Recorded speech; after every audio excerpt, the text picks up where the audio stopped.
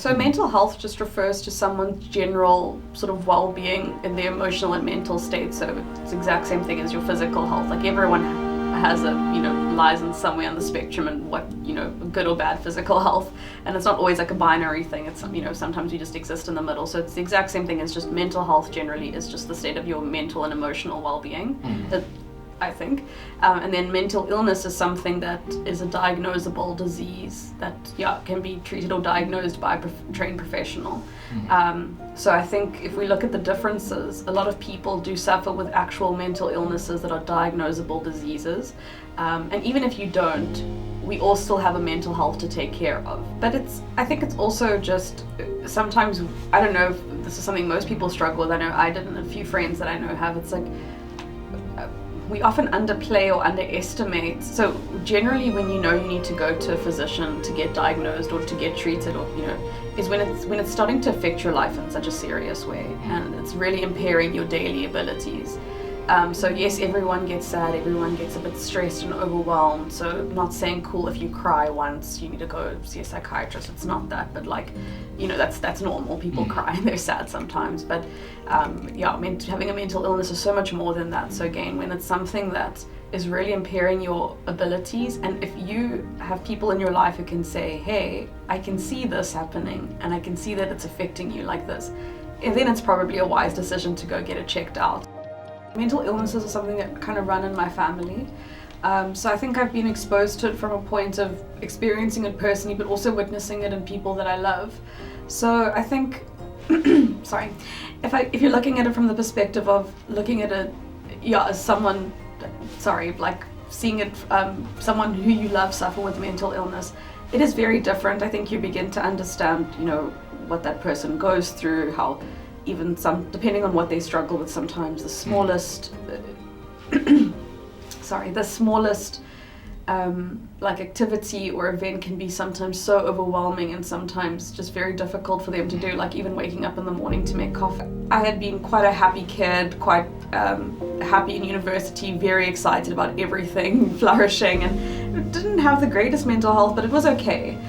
Because I was always with people, always, doing things, and I think also just a bit too distracted to notice that it was a bit bad.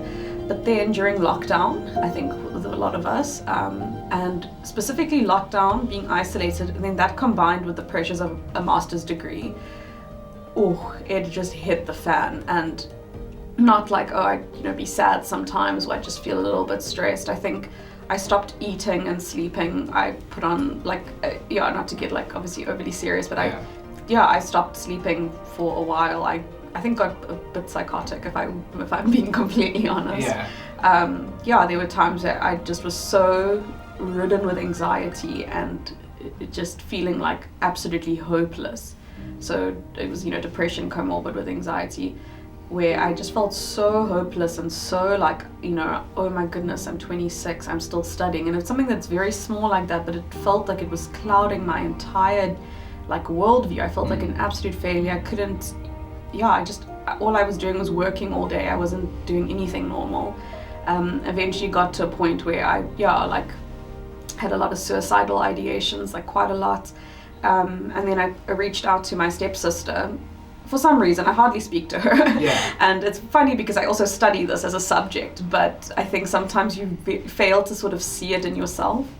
So I spoke to her and I was like, I'm just struggling a little bit with anxiety, played it down so much, and she's like, Michaela, get to a psychiatrist, right? Your mental well-being can just affect absolutely anything and everything in your life. I mean, it starts off as maybe you thinking, I'm feeling overwhelmed and stressed and I have these little nagging issues in the back of my head or in my heart, whatever, that's sort of weighing up on me. And you're just not doing anything about it. But slowly, if the more that goes untreated or the more that gets ignored or pushed down, the more it can affect other things. So it starts to affect your eating, it affects the lives of people around you. I mean, anything, I don't even know where to begin. Your finances, your physical health, mental health really plays such a big role in just influencing just everyday aspects of your lives and the lives of those around you. It's easy to support and be like, okay, cool, we're there for you, or I'm sure things will get better, let's just pray about it, I'm sure, if we just try hard enough, you just exercise or drink water, you'll be okay. And just realizing that's really not the case. I mean, I couldn't do something as simple as like open my curtains. I hate the light, Yeah. you know, and so to tell someone they need to, you know, get up and move on with their lives, it was hectic. So I think it definitely was able, I mean, within my own life, obviously changed a lot, but definitely helped me understand friends and family who had been suffering even more severely than I had. Your family and support system, whether it's just friends or people around you, they play such an important role. I think one of the biggest things is being able to listen, and not listening to reply, but listen to understand. Yeah. You don't have to say anything. It's just sometimes just being able to listen, and not as I think why a lot of people don't like to open up about their mental health is because they get judged quite frequently, or their families will say, oh, just go for a run, or just do this, and it becomes a very like reductionist, you know, sort of response. So I think as friends and family members of those struggling, the best thing you can do is listen and not assume that you know anything, but just listen. Another thing is to equip yourself with knowledge. I mean, again, a lot of us aren't psychologists or mental health professionals, so in the same way we wouldn't assume that we know everything about someone who's struggling with cancer and have all the answers for them, you know. Yeah. You don't know the same thing about mental illness. You're not a doctor. You don't necessarily know what's best for them or what they should do, what they shouldn't do. So I think the best thing you could do is to try your best to, you know, accept that and say, okay, I don't know enough. Let me equip myself. Let me research from good sources like just medical journals and articles about mental health and about what it means, what this person could be going through. I think something else that a lot of family members could do is being able to empower their other, you know, family or friends who are struggling by, I don't know, whether it's just helping them to get out of bed in the morning, you know, not creating such a free, you know, judgment-free zone of letting them just be weak in front of them. I don't know if that makes any sense. It does. But yeah, I remember just a friend of mine was saying, you know, when she was in the pits of her depression, she phoned her boyfriend and he said, okay, first thing, let's just get you out of bed. Are you taking one step?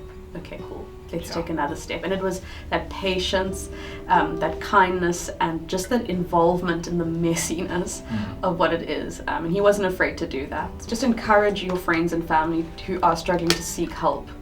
You know, a run isn't going to fix someone's depression, I promise you. Otherwise, I'm sure people would be running all the time. Encourage them to go to a mental health professional to seek counsel. It's not taboo. It's not something superstitious. It's not something that's not spiritual.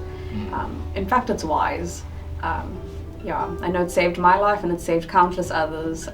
If we look at depression firstly, a lot of people will look at someone who's depressed and be like, you're lazy, you're incompetent, you're stupid, you're just being overly dramatic. Someone with anxiety, they might say that they're crazy, overly sensitive, just a negative Nelly, you know. And really, I think reducing these very serious symptoms to someone just choosing to be that way, or just, you know, sort of suggesting that just a quick fix will get them in the right direction. And it's I think one of the biggest stigmas, if we're looking at, you know, that specifically, is especially if we look at us in a Western society, or even like an African Western society, where I still think performance orientation is still quite prevalent.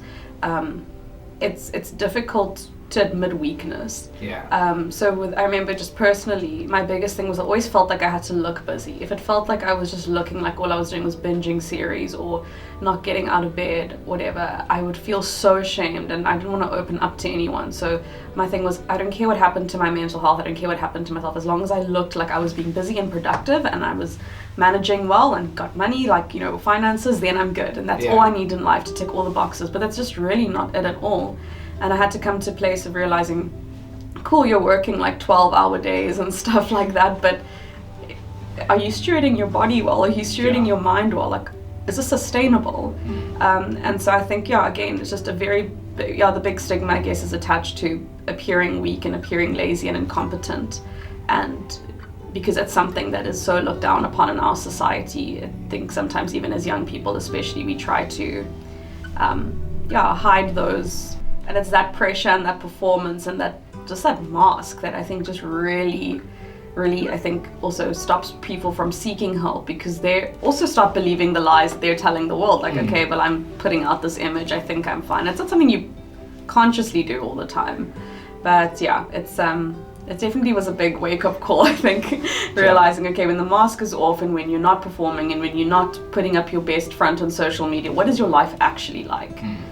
I know it sounds so cliche because this is something everyone says, but genuinely you are not alone. There are so many people who are struggling very similarly to you, and I know that it feels that you're alone and that it's hopeless and that, you know, it's never going to get better, but I promise you, if you listen to my story and countless others, it really does. You know, I think the biggest thing is to not be fooled in thinking that everyone has their life together and it's just you that doesn't, and nobody else is struggling except for you. People often have these facades and these masks, and we don't often know what goes on in their hearts, and it's just knowing that you're not alone.